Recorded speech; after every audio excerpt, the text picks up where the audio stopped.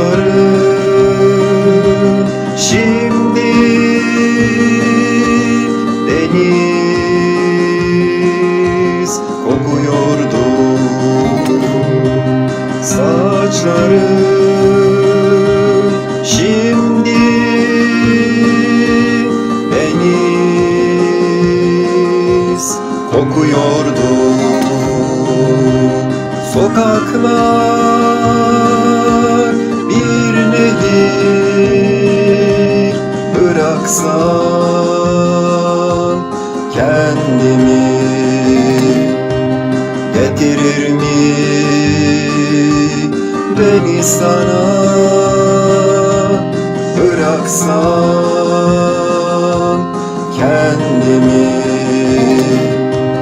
getirir mi beni sana?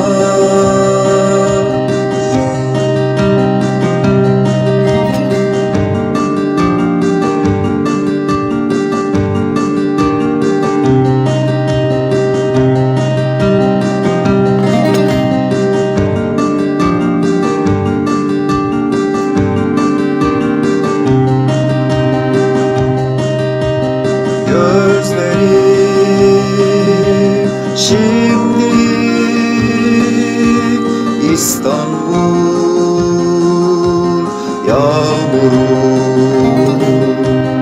Gözlerim şimdi İstanbul yağmuru. Bir gurbet türküsü gibi bıraksam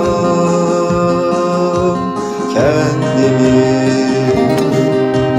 yorgun düşmüş akşamlara bıraksam